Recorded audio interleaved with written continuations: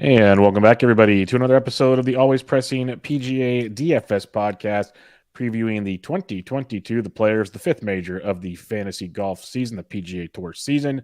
Then we're back after a couple weeks off with some scheduling issues on my half, so it's been fun. But we're back to preview a big event, the best of the best at TPC Sawgrass. You can find the podcast on Twitter at Always Press DFS. I'm at BDentric, and my co-host is always on Twitter at DFS Golf Gods. Jesse, how we doing, man? I'm good. It wasn't all your fault. It wasn't all your scheduling issues. It was my technical issues as well. So It was a can't combination. blame it all on you. Yeah, it was a combo. It was just one of those things. Life happens, stuff happens. We're back. We're back We and, are. and ready to get it going here. It's been fun. Like I keep saying, every show is if you want any input, Fantasy DJ's Discord. I was dropping notes in there every week to tell basically what I tell you on this show, the model, I just dropped them in there. So if you wanted info, it was there. Dom's in there just throwing stuff all the time. So there's tons going on, tons and tons going on. But last weekend was the API, and some might say Bay Hill lost control of the course.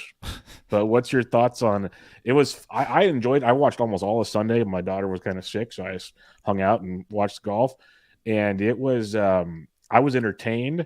I felt so bad for those guys because mentally I just would have been a just wreck. But they were making golf shots that I make, which made me feel better about life.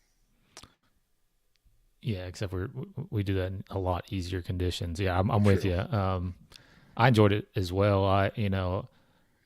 The week before at the Honda, which we didn't get to talk about or recap, I just think that the PGA Nationals more of a clown show with all the damn water everywhere, and I feel like API is more of a fair test. And was it really hard? Yes. I don't know if they didn't realize how windy it was going to be, and therefore didn't account for that with the greens, because the greens were just fucking insanely hard. You couldn't. I mean, you had to land it in a lot of places 20, 30 yards short and get it to roll up. So it's a lot of luck box as far as that's concerned.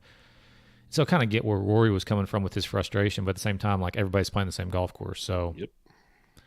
I don't know what to tell you. But yeah, Scotty Sheffler, man, dude's tough as nails. 2 wins in the last Like three or in four his in weeks. his last three events. I don't know how many Yeah. weeks ago is that win before was. It was like maybe a month It was ago. Phoenix, which is like right around Valentine's Yeah, like a Day, right month. before. So about a month. Yeah. Yeah, it's crazy, man. I mean, golf's in good place. If you look at, like, Yeah. Scheffler, obviously Hovland was up there.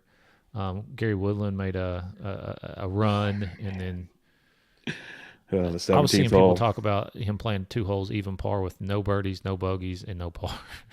Yeah. That's pretty Eagle rough. double. I feel him. I feel him on that. Yeah. Gooch, he shot 43 on the front and made a nice little run on the backside there. But yeah, I mean, Sam Burns in the mix, Fitzpatrick. I like where golf's headed.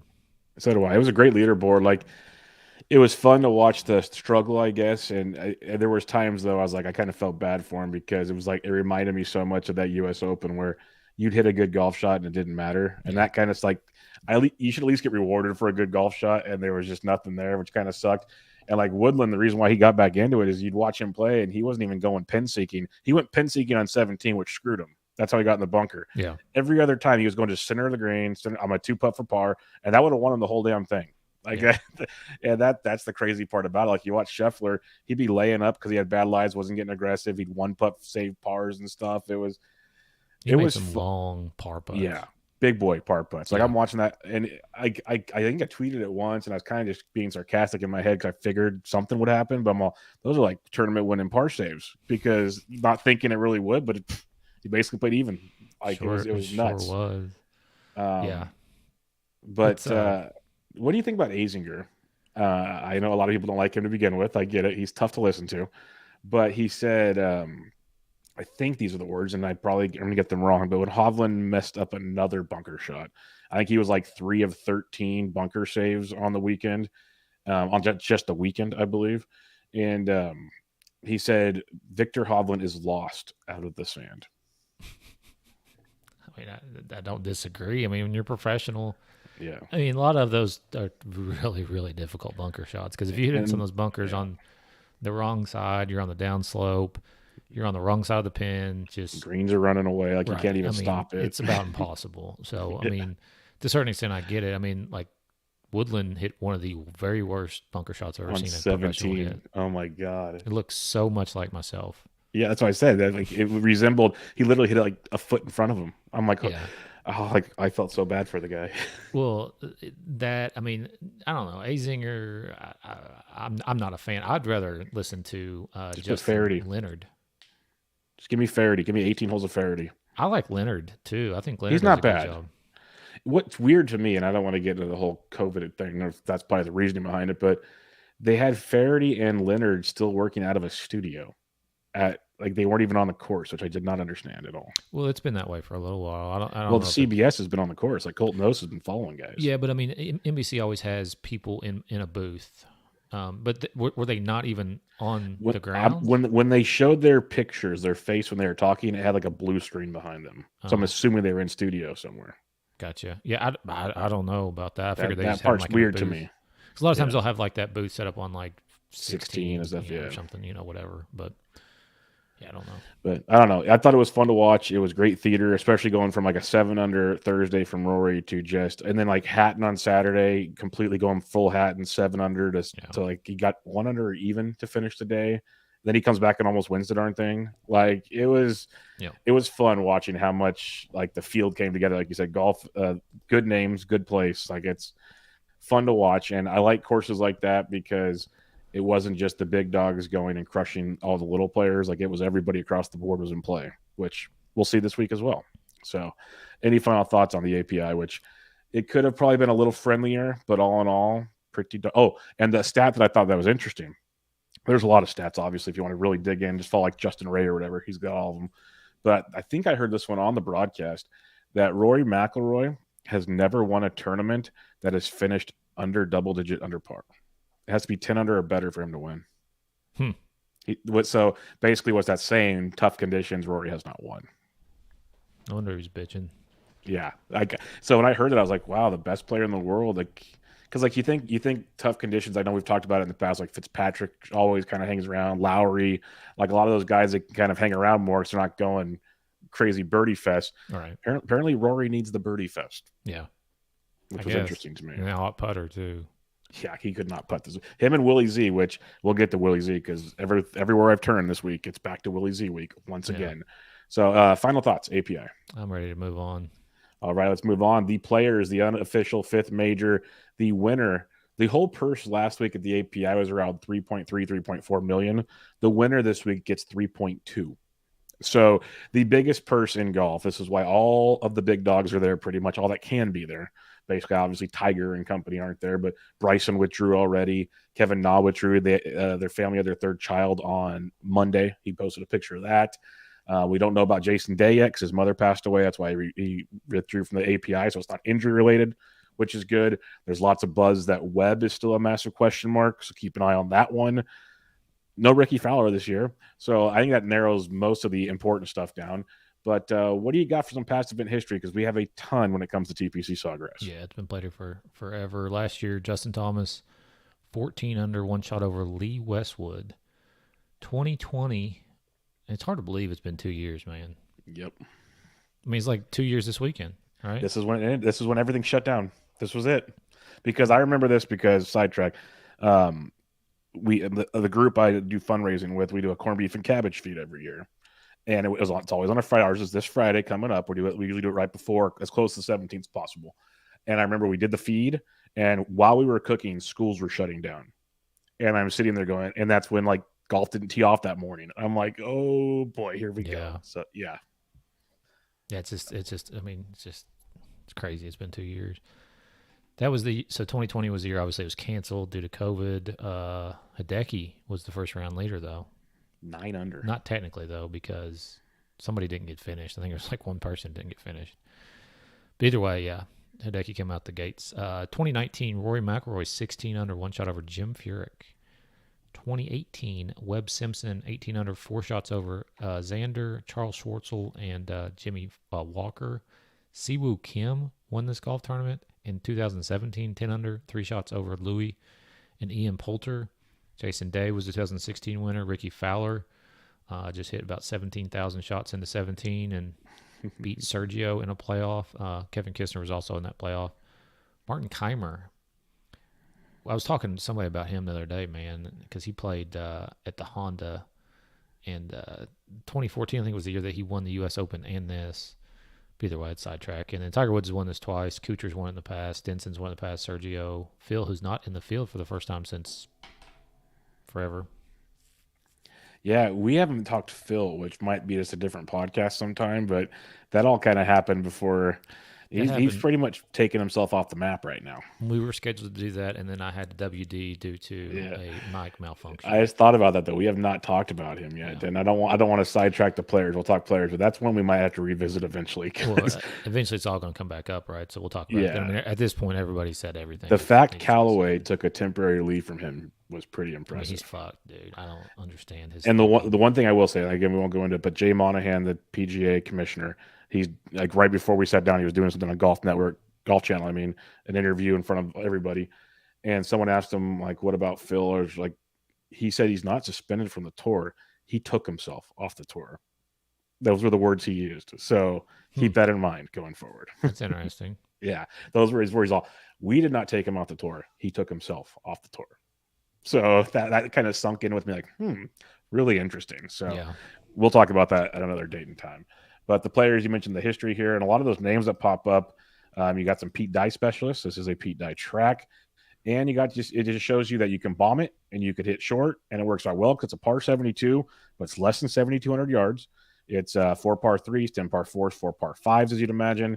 The greens are all over the board, depending on where you listen to, because it's early season, so it's Bermuda, but it's got overseed with POAs and bents and God knows what else. So I really wouldn't focus too much on that personally. But lots of bunkers in play. Water comes in to play on 17 holes, so kind of like the Honda, where you get a lot of water in play. But unlike the Honda, it's there, but it's not there. Like the Honda, it's just right in your freaking grill at all times. Where the players, it's there on like probably 2/3 of the holes, pretty much right there. But the other ones, it's more like API, where you got to kind of search it out a little harder to get in trouble. Yeah. And that makes a difference. It's more like aesthetically pleasing water more often than just like, oh crap, we're in trouble water. So that's something. Yeah, what's up? No, I was just waving at my wife. Sorry. Oh, okay.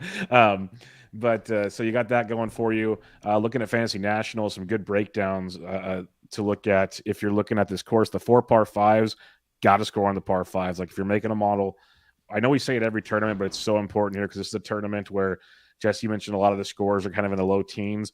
Well, all 4 par 5s have a birdie rate over 27%, as high as 38%. So you got to birdie the par 5s. If you guys are pars, you might survive. If you guys are bogeying the par 5s, you might want to just start looking into showdowns and stuff like that. That can be an issue. The other things you got to keep in mind is out of the 10 par 4s, like 4 or 5 of them are between 400 and 450. The rest are really spread out. So if you're looking for distribution, you go that way. They have 1 par 4, the 12th, that's 302 yards, 27% birdie rate. So similar to those par 5s, you need to take advantage of those holes. Other than that, like if you're doing showdown, the 9th, 10th, 11th, 12th, you can throw the 13th in. That's a good stretch of birdie possibilities. So if you want to get streaks involved here, you could start on the 10th. I'd almost start on the first one, hope they wrap around 9, 10, 11 and get a streak going there. When you're looking at kind of stats to look at, then I'll get Jesse's thought on stats, but things that have fared well here from guys that have finished near the top of the leaderboard. Approach, as it always is super, super important at this golf course. The rough isn't super penal, but you're going to want to be in the fairways because it's like all Pete Dye courses, it's all about angles and setting yourself up for your approach shot. So you want to be in the fairway. You want to be at the right spots. You'll see a lot of guys take less than driver here. Adam Scott's, I think he's made 9 straight cuts here or something along those lines. He doesn't even bring a driver here. Last week at Arnold Palmer, he didn't bring a driver, but a 2-wood. He usually hits a driving iron or less off most tees here. You saw JT when he won, not a lot of drivers, but you can still bomb it and get away with it if you're feeling comfortable in that regards. So you want driving accuracy, or at least fairways per se, which gets you better greens regulation due to a good approach game. The simple things you'd expect in golf. Most of your approach shots are between 125 and 175. You'll have some longer, but that's more like the par 5s or the par 3s for the most part. And other than that, like there's a few other things you could really dig into if you want. But the last thing I'll mention, weather is going to be brutal. It's going to be wet almost every single day. There's chances we might not even finish on Sunday. It's going to, like, especially Fridays, be really bad. So keep track of the weather. You might be able to find waves, but sometimes if it carries over days, it's tough to guess the waves. That makes things real complicated. But the most important thing I wanted to mention there is, as wet as it's going to be, we should get a lot of lift, clean, and play. A lot. Which means you got to be in the fairway, though. Unlike your home course where it's, you get a club length or a scorecard length no matter where you're playing from. On the tour, it's fairways only. So if they're in the first cuts are rough, any part of rough, whatever, they don't get to pick their ball up and clean it. If you're in the fairway, you get it. So those approach game guys are even more important. And it helps bombers if they're really accurate because the ball, they can just pound it down there and let it sit. Things to keep in mind when you're picking out players, but you got the best of the best. What stats are you looking at, Jesse? One other thing on the weather too, obviously, because I think it's supposed to be windy after this rain moves through or whatever, but it's not going to be like last week. Yeah. Because if they're getting a bunch of rain, it's going to soften the golf course. And the thing about these guys is you see wind, and it might be difficult for you to play in, but they don't find it that difficult, especially when they can when the greens are soft. When the greens are hard like last week, the wind is fucking difficult. The one thing about the greens, though, this course is built with the sub-air systems, so they can dry them out within like an hour. So that's something to keep in mind. They're still not going to be bone dry like the API, right. But I want to let guys know it's not going to be like sticking a dart and it just wedges into the green type. Right, right. They're not going to be soppy, but they'll still be better than any greens I get to play, basically. 100%. But they're also not going to be. They won't be nearly, assuming they get rain, it's not going to be nearly as hard as last week was. Oh, no doubt. Yeah, it's going to be pin seeking. So plenty of course history. Obviously, we're going to weight that. Greens and regulation. Par 5 scoring matters a lot this week. And accuracy off the tee, like you talked about. And, I still weight birdie or better percentage over bogey score. So I'm doing that because you do have to make, you have to get into the, like we talked about, mid-teens or at least low teens to win or have a chance. Yeah, no, it's going to be a doozy, and weather is going to have a big factor, which I kind of don't like because we have such a great group of players here, and when this course just plays like, it's supposed to play, the leaderboard gets just scattered with when we're talking DK scoring, 6K guys are mixed in with 10K guys, and like last year with the early carnage, a bunch of the big dudes, like 9 and 10K guys, didn't even make the cut. You get some craziness when that happens, but it feels like, and it still might not just because it's a shorter course, but if it becomes more of a lift, clean, and play event, I think it favors some of these elite golfers because that's what makes them elite is their ability to their approach game and everything. And it really sinks things in, but we shall see. We shall see. Let's go. DK time. And we start out 10K and above. You got Jon Rahm at 11-1, Rory at 10-8, Morikawa, the popular people's choice, at 10-7, JT, the defending champion, at 10-4, and Big Vic Hovland, 10-1. Jesse, what do you like up here? Yeah, I mean, just from an ownership perspective, I think Morikawa looks like he's getting most of the toutness. I expect JT to have his fair share too. Rory might come in lease owned. I don't know how many people will go back to Jon Rahm. I mean, it's at this point just fucking ridiculous that he hasn't snapped his putter or we didn't even mention the fact that the fuck was his name that just threw his putter in the water? Oh, Matt Jones. Matt Jones. Just going full Matt Jones with his awesome. Two-handed like he was getting ready to hit a baseball straight into the water. Oh, man. That was skill. I mean, if you look at Jon Rahm, he's hitting the ball wonderfully. He just can't putt. I played him last week in one lineup just because I've got this FOMO now. I've just played him every week that he's played. It's the same thing every week. Hit the ball great and just be absolutely trash on the green. So, you got to think as good as he is, one week it's going to click. Is it going to be this week? I don't know. But so obviously all these guys are playable like we talk about every week. Man, Hovland, he's like phenom to me. He just fucks me no matter what I do. But if you look at his last 2 or 3 months is just insane. 2nd, 4th, miscut, 1st, 30th, 1st. That's just an incredible run. The low miscut was at the Phoenix Open. He shot even or 1 or 2 over there. He did miss the cut in his only start here last year. I think he played in 2020, but obviously that doesn't matter. But I like going to Hovland. I think, he showed good enough game around the greens, and that's always kind of his drawback is just the chipping. So Yeah, those are my two guys that I'm focused on, Rahm and Hovland up top here. yeah, it's a short game that gets him. It's like you mentioned, and we're gonna be able to make this case for a lot of these price ranges that you can.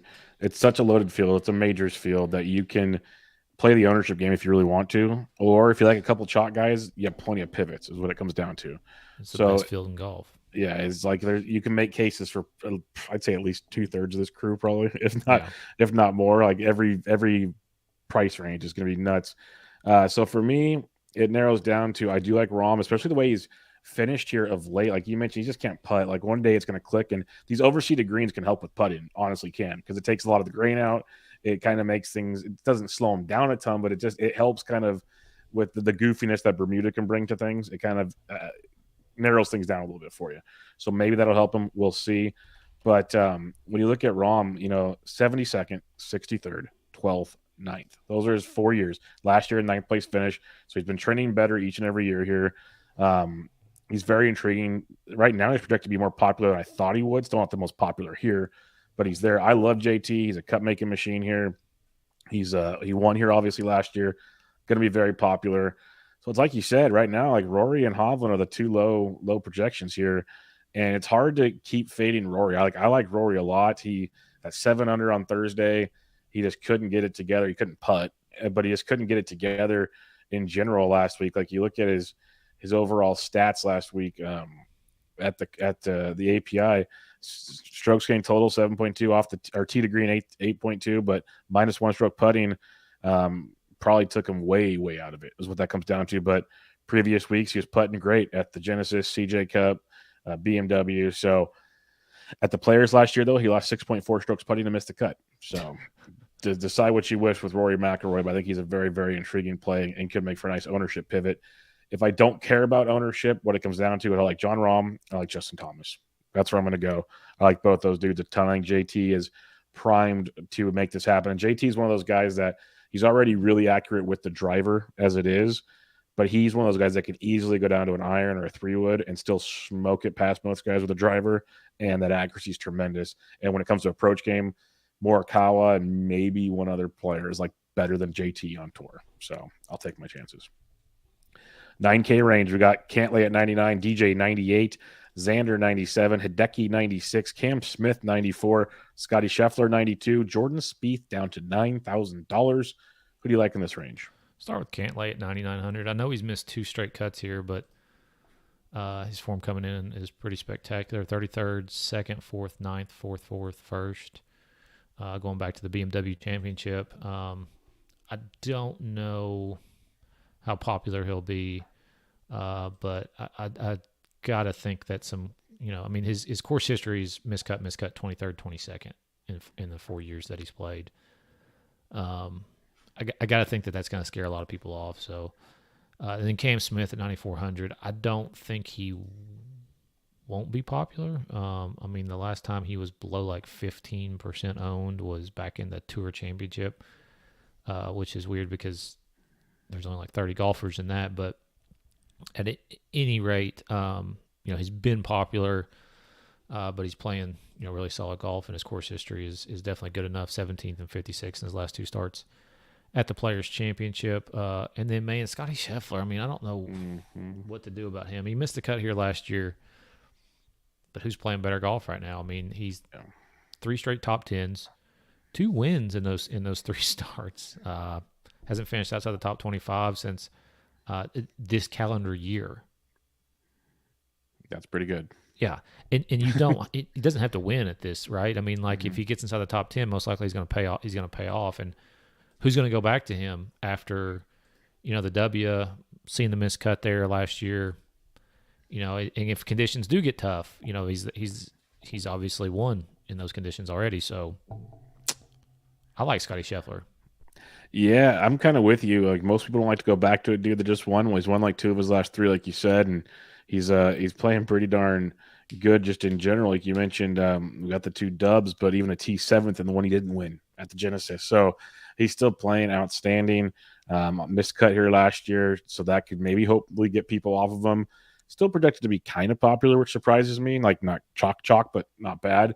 But yeah, he's number one on my model. And it's, obviously, when you're winning 2 out of 3 weeks, that's going to do a lot for your games. But his greens and regs, his approach, his around the green, everything you want for this tournament, fifth and par 5 scoring, checks every box. I do last 24 rounds, checks every box. So no problem with Scotty. Like Cam Smith as well. He's fourth in par 5 scoring, 11th in DK scoring, 13th in strokes gained, short game. So I think he's interesting at 94. You mentioned the recent finishes for him are very strong. And then the other two guys I have checked off in this 9K range, Hideki always gets overlooked, or almost always gets overlooked in like every tournament. He's actually almost the chalkiest guy in this range right now, surprisingly to me. I don't believe it because he just never is. But he's sixth in my model, ninth in approach, seventh tee to green, ninth in DK scoring. We talked about recent results. Hideki miscut T8, miscut T22, T7. So, and that 2020 year where he shot 9 under. So if he makes the cut, it means he's contending more often than not. So I like that a lot with Decky in your GPP builds. And the last guy I'm going to mention, and it's weird because I'm not on Xander this week, and I feel really weird about that. But Xander and Cantley are more California boys for me, but I could be wrong. They just when you don't play any other Florida events, I kind of get worried that you just show up and you're going to play well at a Florida course. But maybe I'm overthinking this, which I'm kind of trying to do in this range. But the last guy for me is we might get an extremely low-owned DJ. I'm just going to say I know he's playing funky golf right now, but he's made 5 straight cuts here, including a T5 and 19, T17, T12. And in recent events, he missed the cut of the Genesis, has not been playing a bunch of golf. He's been on a bachelorette party. He's been doing DJ things, but he plays really well at this golf course. Played really well at the Genesis too, missed the cut. So keep that in mind. But it's one of those deals that at any moment, DJ's still one of the best players in the world. And he's projected to be one of the lowest owned guys in this range. I'm not going to go heavy DJ, but I will I'll have like 10 to 15% in my 20 max for sure. Maybe so I'll have like 3 or 4 lineups of DJ just because he brings, I think, tremendous upside in a field like this.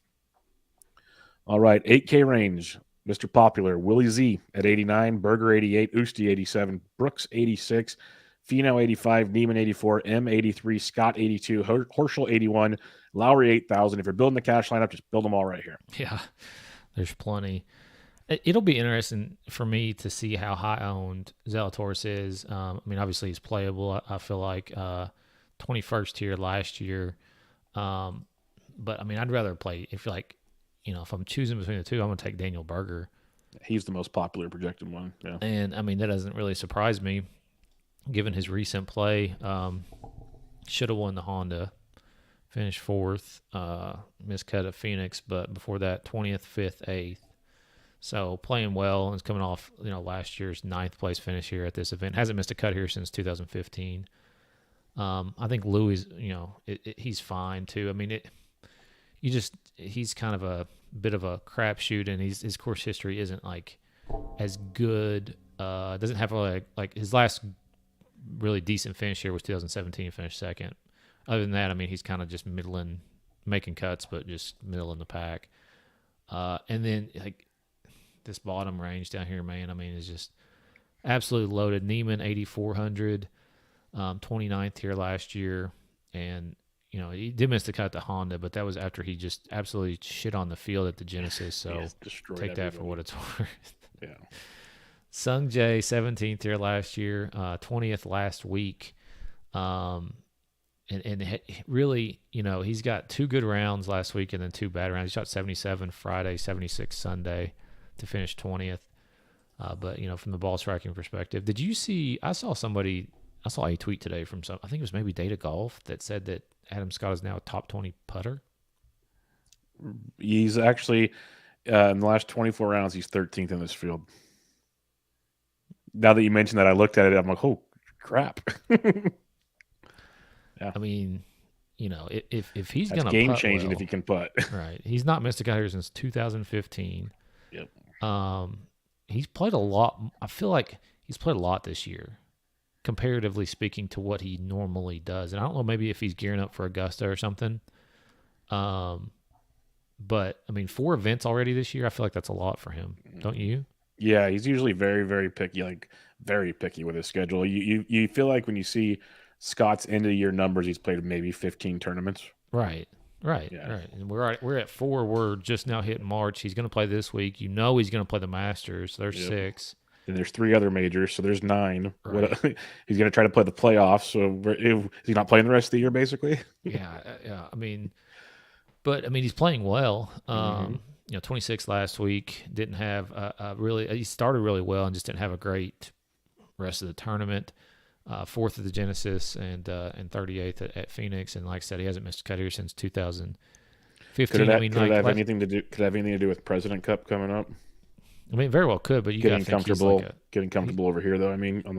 Instead of going back and forth between Euro and stuff, yeah. Euro Tour, maybe getting comfortable. I don't know. I'm speculating. It could be. But anyways, really like Adam Scott at 8,200. Billy Horschel at 8,100. Mm-hmm. Really salty that I didn't play him last week. I really liked him in Phoenix, and then didn't play him at the Honda. He, finished 16th. It was fine, but then we get back to single-digit ownership last week. Finished his second, even though he shot 75 on Sunday. Just a tough scene for me. Only player under par on the back 9 on Sunday. Was he really? Mm-hmm. Well, his course history is good. He's a Florida boy. Play the shit out of Billy Ho this week. And then last but not least, Shane Lowry. Yep. 8th last year, miscut the year before that, 46th miscut, 16th miscut. It's kind of sketch as far as that goes, but coming off a second place finish at the Honda Classic. So he played well, and he was, right there at the Honda Classic. Like him quite a bit as well. So, literally 3 of my favorite plays there: Scott, Horschel, Lowry. Yeah, we're on the same page. Like I've been fading Willie Z continuously, and I might just have to again if he's the uber chalk again.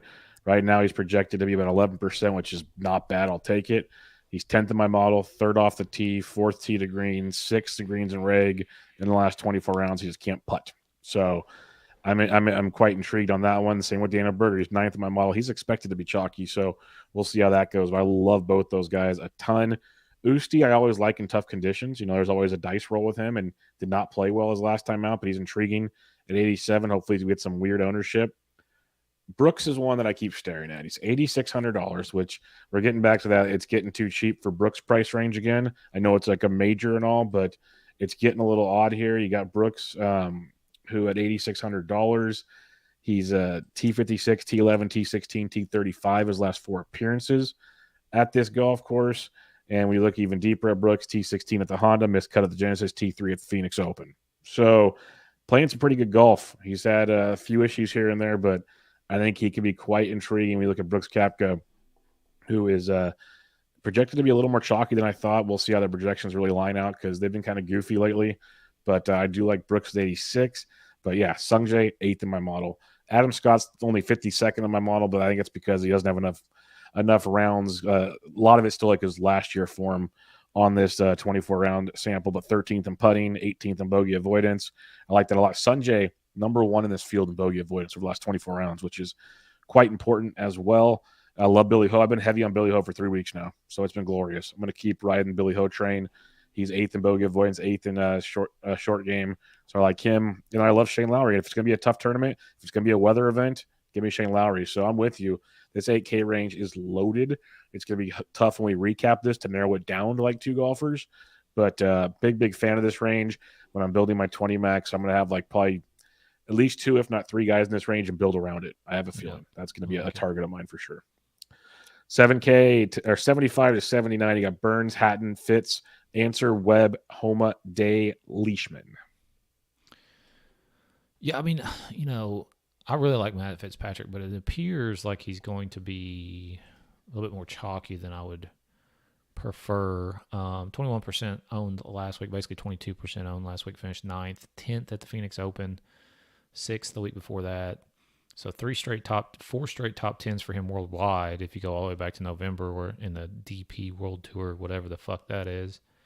Playing really good golf, but it does look like he's going to be high on. Finished 9th here last year, but I do like him a lot.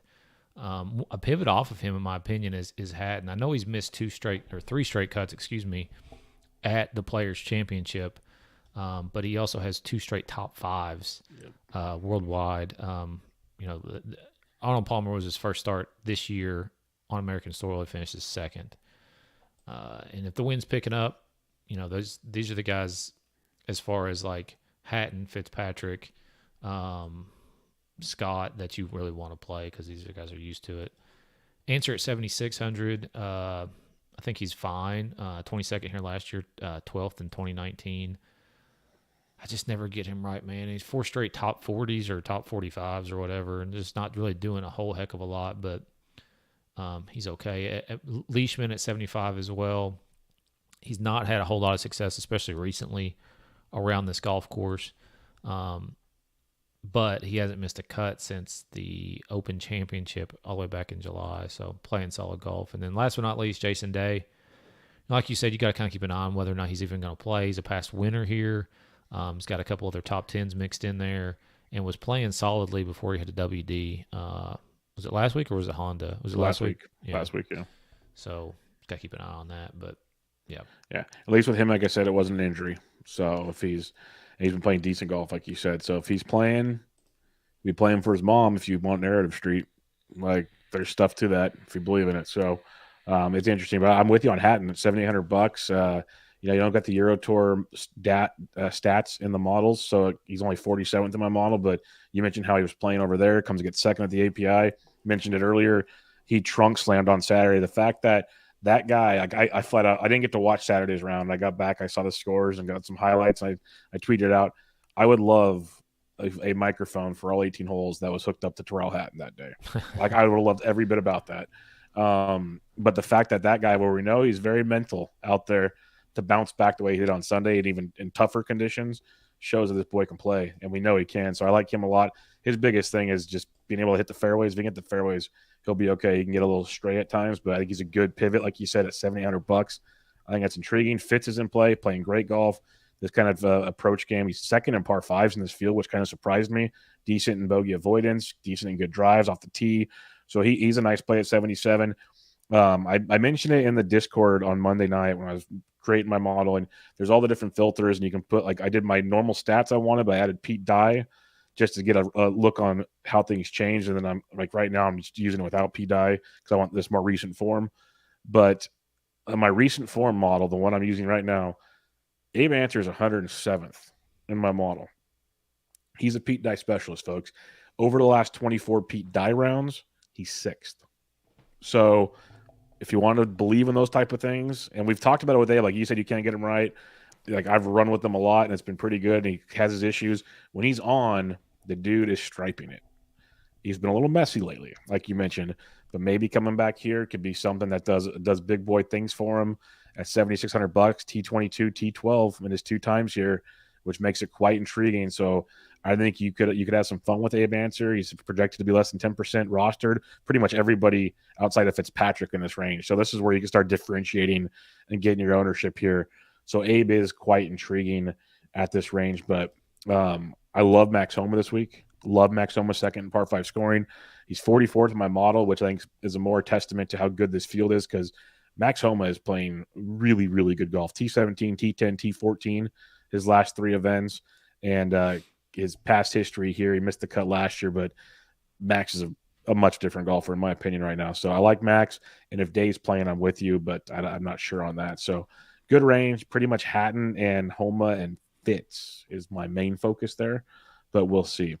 7K to 74, there's a ton of golfers. Jesse, who do you like? A lot of names, man. Look, Gary Woodland, 2 straight top 5s. Really probably should have been at least in a playoff last week, but obviously shit happens. His course history is not great, but he's been playing better than he was last year, where he missed the cut. I know he's got other missed cuts in there, and his best finish is like 28th since 2015. But either way, I think he's fine. Paul Casey finished 5th here last year.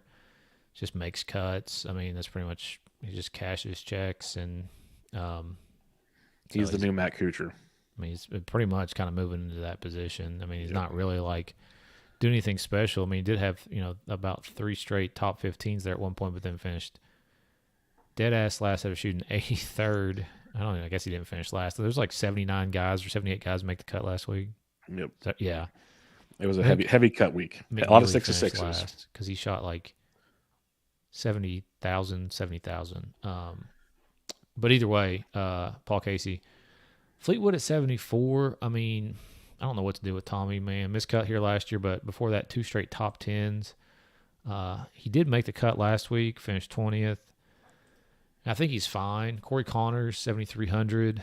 He's a guy who you would think, would be able to ball strike his way around this type of place. He finished 7th here last year and 41st in 2019. And had a solid showing last week, finished 11th. Do you see him hit one into the water with his 3-wood? Straight top? Yeah. Or whatever it was. Again, guys are making us feel like normal people for once. It's been bizarre. Been some bizarre shit going on. And then he still finished so well last week. That's impressive. Yeah, I'm with you. Cameron Young, he's played like every fucking year, every event this year, except for one. I think was I don't remember what it was. It was between the Farmers and the Phoenix. Pebble. He skipped Pebble of all Smart places. man. But he's played like every event and hasn't missed a cut except for the Sony Open all the way back in Hawaii, which seems like ages ago at this point. But dude makes birdies.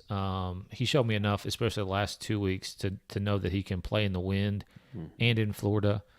2 straight top 20s, 16th and 30th in the last 2 weeks. Never played here, which is a little bit sketch, but, sometimes you just got to take some gambles. Taylor Gooch is $7,200 this week. He finished 5th here last year, excuse me. Coming off a 7th place finish at the API.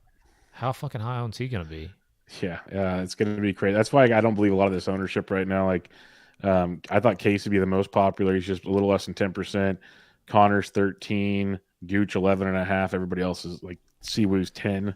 But he's gonna be one of the most popular ones for sure. Maybe he gets buried down here. Nobody like this. That's what I'm hoping for. Doesn't get played a lot. I guess too. Obviously there's just he was in the final group on Sunday. Yeah, once you get past about 8,000, like the ownership does tend to spread itself out because there's so many golfers, and nobody's like going all in on Taylor Gooch like they would be like, for example, with a mid 8K golfer or a 9K golfer. You know what I mean? So. Yeah, I could see it being low, but I mean, with that kind of course history, as far as his finish last year, and then coming off that 7th, he showed a lot of grit and toughness last week, man. I mean, he shoots 43 on the front. A lot of guys just mail it in and shoot 86. Bounce back, but he comes back and shoots 34 on the back, so that's pretty tough. EVR at 71. He sucked. He had one start that didn't get finished because of COVID. Come off a miscut to API, but was playing solidly before that. Lonto, man, 7,000. Him and Chris Kirk both. They played really well last week. I like them both a lot this week. Well, Lonto didn't finish great. He finished 52nd, but he hasn't missed a cut since the Sanderson's Farm back in October. And Kirk, man, just playing really solid golf right now. He's got plenty of course history here, too. He's been around here a lot. Hasn't missed a cut here since 2014. He did WD in 2016. Other than that, he's made every single cut. Love Chris Kirk this week as far as just a guy down here who's going to, knock on wood, make the cut. Yeah, this is a ridiculous set of golfers here. Like, I don't mind Woodland. Mentally, when he got off 18, he said, "I'm so glad to be leaving this place." So maybe a couple of days off will help him a little bit. Yeah, I don't blame him at all. Like, I was mentally exhausted for them. But he's very much in play, especially if it is windy. He got that stinger. He can play in the wind. We've seen that short course. He'll be just fine. I don't mind Casey at all. Dom mentioned play the Spanish Casey for 150 ownership. I do have Sergio checked off. He's $7,400, same price. Casey's 51st. My model, Sergio's 59th. So a lot of that's because they played Euro Tour. I don't get the goods, but 7th off the tee for Sergio. He's a good par 5 scorer, good bogey avoider. I can take that pivot for sure. Kokrak's another one I'm willing to go back to. 49th in my model, 9th. He's actually a good putter, but good drives as well. And he can pound it with the driver very accurately, which could be a sneaky good thing to have in this event. And when you're looking at the Kokrak here, T9, T47, T46 the last 3 years at this tournament. And he's coming in with that T26 last week, T26 of the Genesis. And we've seen him play really well at Valspar and other tough courses. So I think Kokrak is very, very intriguing. Maybe a lower owned play at 7,300. Love Corey Connors this week at 73. He's 19th in my model, 5th off the tee, 2nd in the field in good drives, 3rd in greens and regs, 17th tee to green. So I'll be right back on Connors as well. Don't mind Poulter, not as in love as I used to be. But you mentioned Cam Young, 32nd on my model. He keeps getting it done. You mentioned scores points, 6th in DK scoring the last 24 rounds. That's saying a lot. And like you said, what he's done the last couple of weeks, I was hesitant at the Honda because like I'm like, how's this kid going to do it? And where did he go here? T16 at the Honda, impressive after his T2 at Genesis. And then he backs it up with a T13 last week. That is pretty darn good. So I like that a lot. I will say a Luke List, I'm with you, buddy. Just learn how to putt, please. He's 2nd in my model. 8th off the tee, 8th around the green, 2nd tee to green, 8th greens and regs. He's top 25 in DK points, good drives, par 5 scoring. Just putt. And you're going to be fine. $7,200. I like Luke List quite a bit, which is scary. I like Gooch, like you said. If we're talking about approach game, especially if it is lift, clean, and play, Russell Knox, 17th in my model, 2nd on approach, 3rd in good drives, 2nd in greens and regs. So he keeps it in the fairway. One of the better approach games on tour. Past event history, T67, T35, 2 missed cuts at T19. So I'll take my chances with Knoxy at 71. And then you mentioned Kirk, who I love. I love Kirk a lot this week. Don't mind going back to Keith Mitchell after last week's kind of rocky road where he missed the cut after a lot of really good rounds. You can go back to him, hopefully at lower ownership. I think Tom Hoagie is still very much in play. Horrible Thursday, got into the weekend, played okay on the weekend, still rates out very well. And then the last guy I'll mention, again, tons of guys in this range. You can differentiate all you want. But Alexander Noren is quite intriguing to me at $7,000. Coming in pretty good form. T5 at the Honda, 48th at Genesis, T6 at the Phoenix Open. And when you're looking at this event alone, back-to-back missed cuts, but then T17 and a 10th. So which Noren do you get? I think that makes for a fun GPP play at $7,000. Dom says, Jesse, EVR is going to find every single water hazard at Sawgrass. Don't do it to yourself. Yeah, he was painful to me last week, but you never know. He's always low owned. That's for sure. What do you like in the 6K range? I mean, start with Bubba Watson at 69, man. I mean, how the mighty have fallen there. It's pretty crazy for him to be at $6,900. Keegan as well, 69. Vegas at 68. 3 straight made cuts here for him. He's made all of them since 2015 except for 2017. He finished 3rd here in 2019. 3 straight made cuts on tour. A guy who usually attacks par 5s. What about Franny at 68, man? It's tough. I'm not doing it. But if you want to, more power to you. Well, so he hasn't missed a cut on tour this year. It's not bad. Still doesn't do it for me. But keep going. What gets me and I want him to be good at golf again and not like hit pine cones at the Masters and completely melt down for years. We were all over that train for a while. It was great. I mean, he finished back in 2017. He finished 6th. The year before that, he finished 7th, and 2 years before that, he finished 6th. Yeah, I can't do it. I don't know, man. I like Franny this week at 68. Moving on down the list. There's a few guys down here. KH Lee at 6,300. Stinson, man, at 63. Yeah. Was it last week when he started and was he? Yeah, he was leading, wasn't he, for a minute? For a second, yeah. It wasn't long, but yes. And then he missed the cut. Yeah, it was impressive.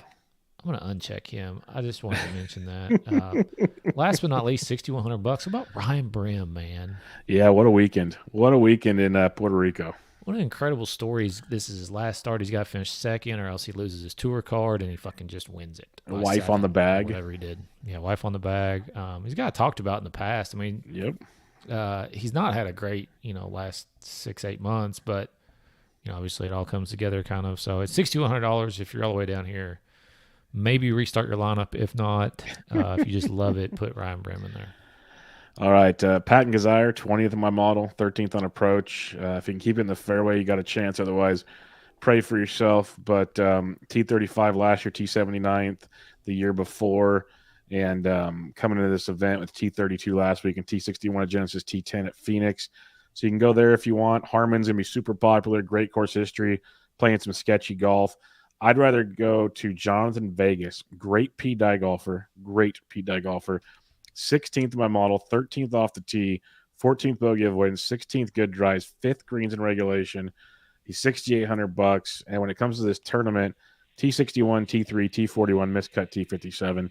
He's always a boomer bust GPP play. So I think Vegas at 68 is intriguing. Brendan Todd, if you're looking for guys to find fairways, he could be there. But man, oh man, is he struggling on par fives and just scoring in general. So grain of salt that one. But, T35 here last year with him and recent form 60th, 48th, 26th, 16th. So he's making cuts.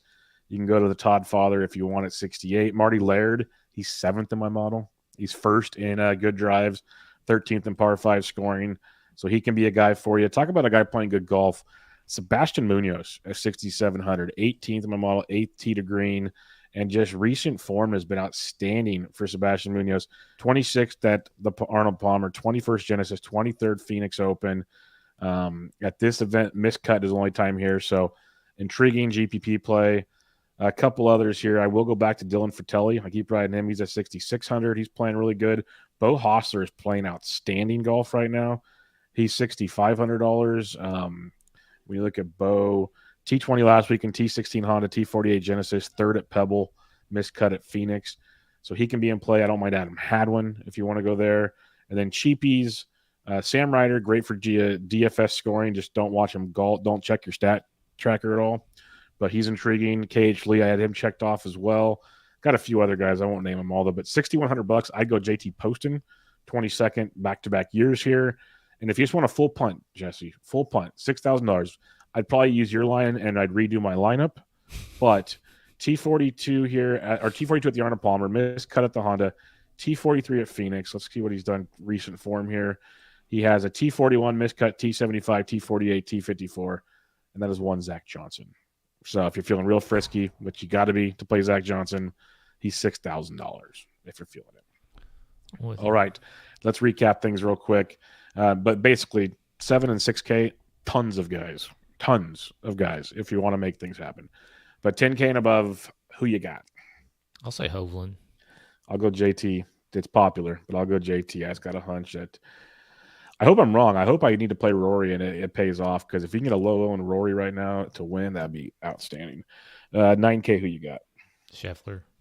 Yeah, that's a good one. I will go with the Hideki bot. Give me Hideki at 96. 8K, since we love this range so much, take 2. I'm gonna say Berger, and then I'm gonna say Adam Scott. Yeah, that's a good one. I'm gonna go Billy Ho. Man, Billy Ho, and give me Willie Z. But there'll be a lot of 8K guys in my lineup, lots of them. 75 to 79. Fitzpatrick. I'll go with Hatton. 7K to 74. Gooch. I like Gooch. I'll go Connors. Connors at 73. And then 6K. Francisco Molinari. Ooh, you're doubling down, huh? Doubling down on the Molly train. For me, I will go with give me Johnny Vegas. I like the Vegas call. I Give me Johnny Vegas. One guy I forgot to mention that does play well here is Keegan Bradley at 69. But the thing about Vegas, all these guys are not getting any buzz right now. So I think they're going to be less than 5. Yep. And if they hit, awesome. And like we said at the very beginning, there will be a lot of 6 and 7K guys in like the top 20, 25. It will happen. So is this a 156 field? It's 154, I believe I heard. Gotcha. So basically a full field, T65 and ties. I mentioned it earlier, so I might as well tell everybody. The Pete Dye, when I did my model with the Pete Dye filter, last 24 rounds, top 10, it went Casey, Siwoo, Webb, Rahm, Connors. That's your top 5. Then Answer, Lowry, Streelman, Jason Day, and Brian Harmon. So that was your top 10s. There's some names that stood out there a little more than others.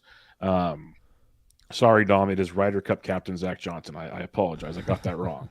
Yes, he is the Ryder Cup captain, which is only fair since he's had to wear that earpiece and drive around in golf carts for like the last 3 Ryder Cups, it feels like. All right. But, all right, Jesse, let's have some fun here. If you're starting at a cash lineup, who are you starting with? Lowry, Fitz, and Billy Horschel. Yes, yeah. Like I said earlier, pick the 8K range, pepper it. So I'll go with Horschel, Scott, and M. That's where I'll start. GPP, though, where are you going? I like Berger, Scotty Sheffler, and then Answer. I like what you were talking about with Answer earlier, and I Yeah. think he's going to be a good pivot off of Fitzpatrick, who I think is going to be chalky. I like Fitzpatrick, obviously, but And Answer's the one thing is you'll know right away if you have a chance or not because he'll take himself out of the tournament quickly if he doesn't have it. But if he's got it, he's going to be way low owned. I'll go with Cam Smith at 94, and I'll pair that up with Shane Lowry at 8,000, and I'll put that with some Corey Connors, and then you can have your fun everywhere else. All right, the most important part of the show when we go to DraftKings Sportsbook, who you got winning this thing? surprisingly, it's not John Rahm like than the rest of the field. Yeah, It's he's got John the Rahm and same odds JT. as Justin Thomas. That's crazy. I'm surprised, but I like Berger at 30-1, Billy Horschel at 55, Chris Kirk at 100.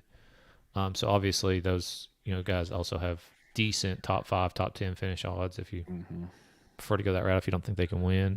Which I mean, obviously Kirk's 100-1. So yeah, I mean that's kind of where I'm leaning at this point. What are you looking at? Yeah, I like the Kirk call, especially like a top 5, even top 20. You can probably get okay odds on that. If you're one of those people that believes when the odds on the DK prices don't match up, we kept talking about Adam Scott. Adam Scott's 30-1, and DJ's 35-1. So like Adam Scott's priced like right. He's priced with Cam Smith, who's $9,400. Look where Gooch is too. I mean, 65 in there with Louis, Answer, Siwoo. Yep. So if you're a believer and stuff like that, those are kind of places where you can kind of find discounts per se. But winning wise, like you asked, I don't mind like a Shane Lowry 50-1, or let's just top 10 there. 10's 4.5-1. I guess not bad. It's decent. Top 5 9-1. Willie Z still 40. I just don't think this is where he gets that first W. Could be wrong. I like Cam Smith at 30 though. I could definitely be intrigued by that one. And then if I want a longer shot, like you gave one, which was a good one. Like look how cheap Webb is. Webb and Tony. Wow, how things have fallen. I like the Kirk at 100. What is one? Because a lot of long shots have one here. So for me, I will go with who stands out? Nobody's standing out. Russell Knox is interesting. Bubba, man, you said Bubba Watson's 180. Matt Wolf's one. I'll go Luke List at 180, but you can get him a top 10 at 12-1. Yeah, I could see that. I like that with Luke because literally he's playing amazing golf. The stats are stats, but if you've been watching him, it's typical Luke List. He just cannot putt. He is striking the ball so freaking well again, and he sets up so good for this golf course. He just cannot putt at all. Or if you want somebody who's already won a major, Francisco Molinari is at 200-1. I'm amazed. If people have been listening to this show long enough, I was Team Franny like a long time ago. Then Jesse came and jumped on, and now I'm jumped off, and Jesse's leading the charge. It's time to go back. I mean, eventually he's going to figure it out again. I hope so. I love the whole Team Franny. Dom said last week on Saturday during the API, Billy Ho was 100-1. This could be a great tournament to live bet if you like the guys up top. Yeah, for sure. But all right, final thoughts, Jesse, as we wrap up the players. Yeah, I mean, I expect 6-6 to be significantly low. That's why I asked you players. 155, 65 are going to make the cut. It's not going to be a deal like last week where I think there was 120 fest. Start and 80 make the cut. So, it's going to be should be, knock on wood, hypothetically speaking, different golf tournament this week, and it's notoriously tilting. So. Yeah, it's a tough one. Like if you guys thought the Honda and even the API with all the water and all that stuff was rough, this is one of the tournaments with the most double bogeys or worse on tour. Yeah. So just buckle up. That's all I can say. And it's like, for the West Coast out here, I wake up and half the groups are already way out there. Like some guys are already on the 10th, 11th hole. So I wake up starting at 6:45 Eastern. Yeah, and I wake up about let's say 8:45 Easterns when I wake up, give or take, sometimes a little earlier. Sleeping so it's sometimes it's not baseball season yet. So will it ever be? Yeah, I'll shut up. So it's there's at least a couple hours that I've already had golf, and that's when I wake up and really know how my day is going to go. So it's fun. But if you guys have any further questions, again, hit us up on Twitter at BDentric, at DFS Golf Gods, at Always Press DFS, or join us in the Fantasy DGens Discord. It's fun. A lot of great stuff going on over there. And again, if you want to jump into YouTube while we're recording, we got Meta Church Hopper, who's put some money on Matty Wolf at 125-1. good luck with that one. Maybe take a top 20 to even things out there. And then Dom's always in here as well, so come join us and have some fun. Yeah. But other than that, good luck this week, everybody. This was your always pressing PGA DFS preview of the 2022 players. Catch you guys later.